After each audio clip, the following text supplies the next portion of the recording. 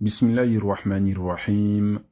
Dans ce cours 17, on va prendre les awzan du fi'l al-ruba'i pour le mardi al-mabni ou lil-majhoul.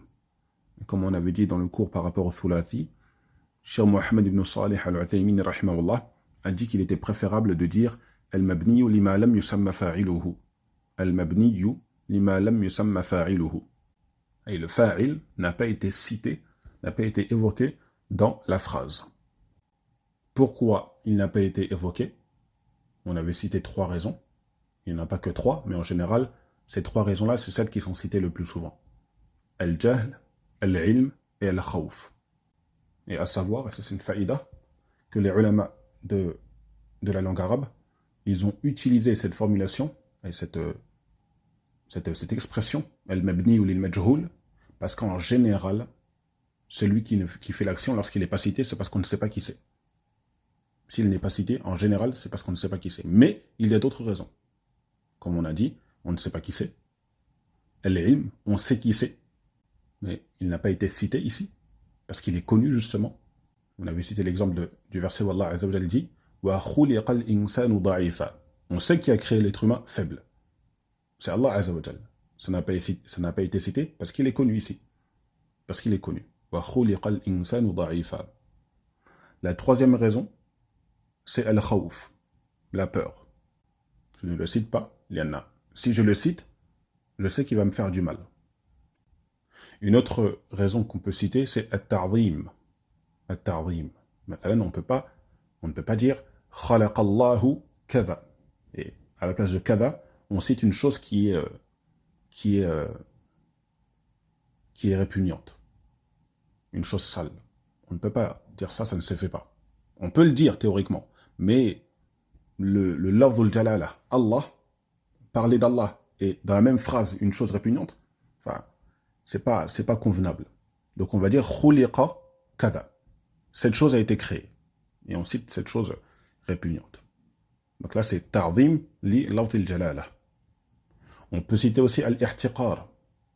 Al-ihtiqar, c'est le fait de mépriser. Mathalan, quelqu'un, parmi les gens de l'innovation, il a écrit un livre. Il a écrit un livre et on dit sunnifa kitabun fi kada wa kada. Un livre a été écrit. Et nous, tellement on méprise cet innovateur, on ne le cite pas. Al-muhim, il y a d'autres raisons encore.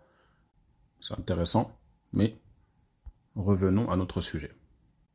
Pour résumer tout ce qu'on a dit, le fait de dire al-mabni ou lil-majhoul, c'est parce que voilà, c'est un abus de langage si on peut dire comme ça. Parce qu'en général, on ne sait pas qui c'est qui a fait l'action. Il a le mieux, c'est de dire al-mabni ou lima lam yusamma fa'iluhu. Et celui qui dit al-mabni ou lil-majhoul et qu'après il précise, lorsqu'il s'agit d'Allah Azza wa Jalla, on ne le dit pas comme ça. Enfin, la ba's inshallah ta'ala. Donc, comment construire al-mabni ou lil-majhoul pour les awzan du ruba'i? Regardez bien. Les règles pour al-ruba'i, al-mabni ou lil-majhoul au mardi. Première chose, on peut l'appeler aussi al-mabni ou lima lam yusamma fa'iluhu. Ça, on l'a vu. Deuxième chose, kasra sur l'avant-dernière lettre. Regardez bien. Kasra sur l'avant-dernière lettre. Ensuite, alors ici, soit vous dites, on met une dhamma à la première lettre.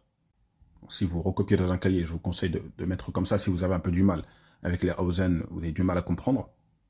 C'est mieux. Même pour al-thulathi et pour les autres, c'est tout le temps la même règle. Pour al-mabni lil-majhoul, c'est tout le temps les mêmes règles. Donc, kasra sur l'avant-dernière lettre. Troisième règle, dhamma sur la première lettre.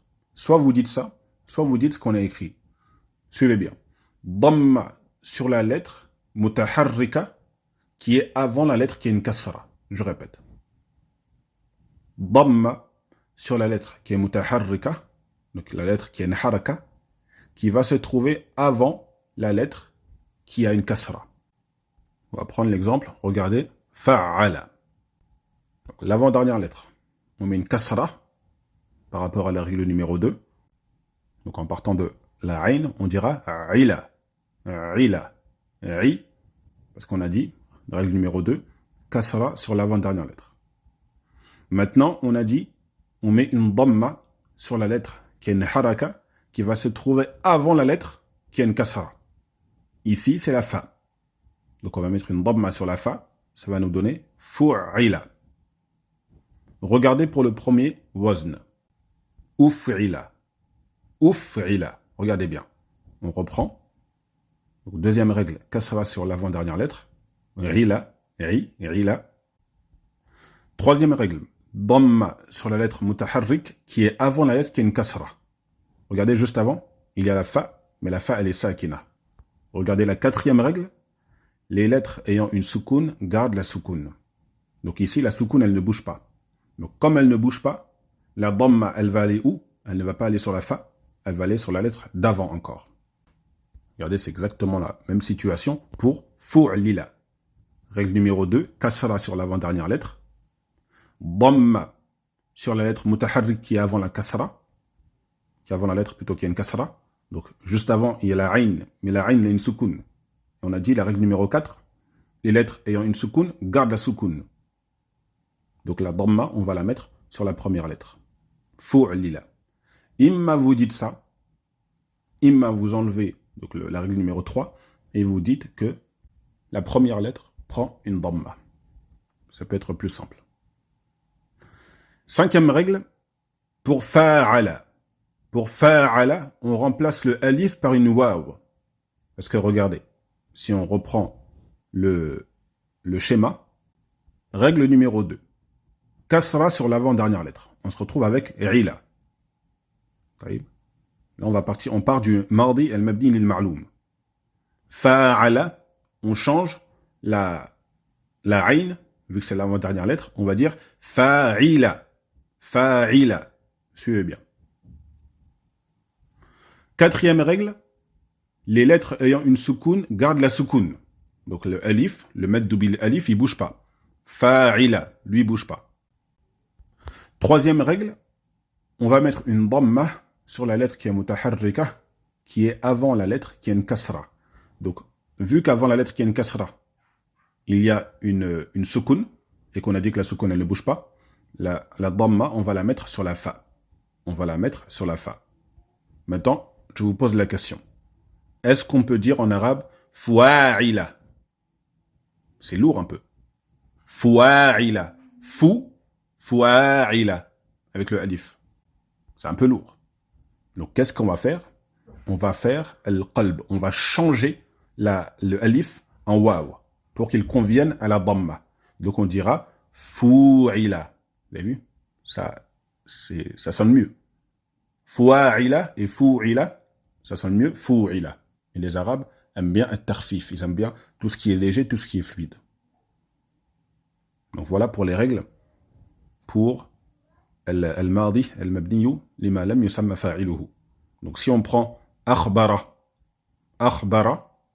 yukhbiru, ala wazn af'ala yuf'ilu, akhbir, mukhbirun, ukhbira, ukhbirani, mathalan. J'ai été informé. Ukhbirani bi kada wa kada. Et attention, lorsqu'on nous dit un secret, ne dites pas ukhbirani, vous dites ça à tout le monde. Voilà. Moi je vais dire ukhbirani, un autre il va dire ukhbirani, et toute la ville elle est au courant alors que c'est un secret. Et si tout le monde est au courant, c'est plus un secret. Ensuite, fa'ala. Fa'ala yufa'ilu. Dhakara yudhakiru. Dhakir mudhakirun. Dhukira. Dhukira. Hakada. On peut donner ici l'exemple avec raja'a. Raja'a ala wazn fa'ala. Raja'a yuraji'u. Raji' muraji'un. Ruji'a. On passe au troisième wazn, fa'ala. Donc on va prendre le verbe allama. Allama, yu'allimu, allim, mu'allimun, ullima. Ala wazn fu'ila. Et pour le dernier, fa'lala, yufa'lilu, basmala, yubasmilu, basmil, mubasmilun, busmila. Fu'lila, busmila. والله أعلم والحمد لله رب العالمين.